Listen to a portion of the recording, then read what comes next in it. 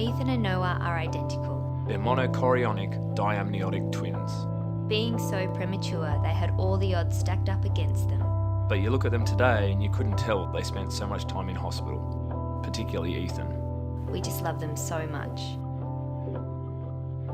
Walking out of Grace after Ethan's 6-month checkup with a happy, healthy boy just felt so good.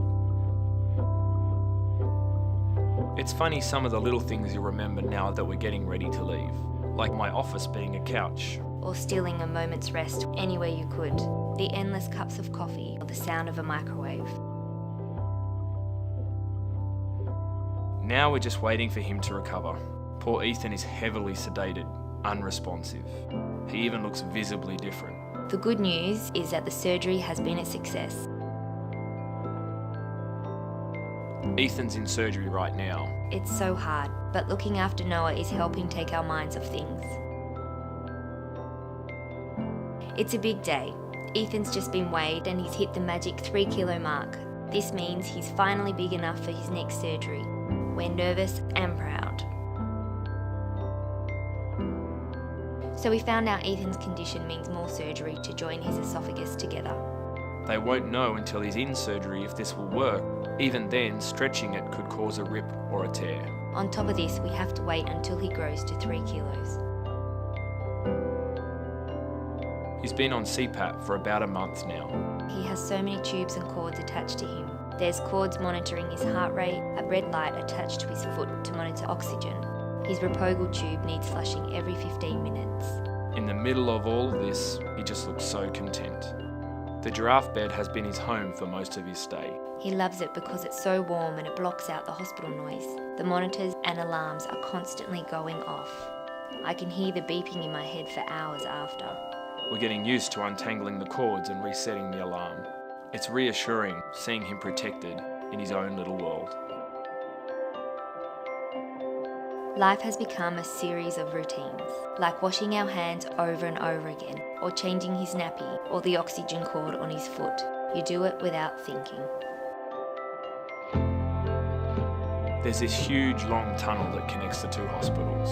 I'd hate to think how many times I've walked up and down it. Sometimes you don't see a single soul, but it was never as scary as the first time when Ethan was transferred. We sensed every little bump, but he was safe and sound in his little world.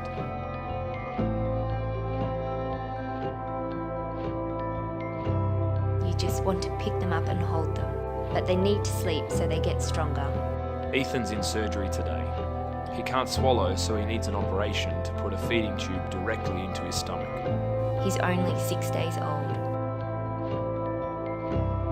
They're hooked up to so many cables, but resting peacefully in their humidity cribs. I was able to slide my hand through the little window so I could touch them. They just look so tiny and so skinny, but they're beautiful and so perfect. The boys were delivered this morning by an emergency cesarean. We've had such a journey to get to this stage, wondering if they would make it. Now they're here, but they've been whisked away. The next couple of weeks are going to be touch and go. We just need to focus, one day at a time and then 1 week at a time.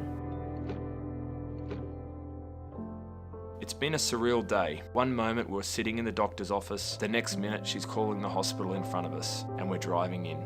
Emma's only 22 weeks pregnant. At the scan today, the sonographer couldn't see the stomach bubble on one of the twins. We're being referred to a high-risk obstetrician. A bit concerned, to say the least. Big surprise, we've just found out at today's scan that we're expecting identical twins. So excited, but a bit nervous about what lays ahead.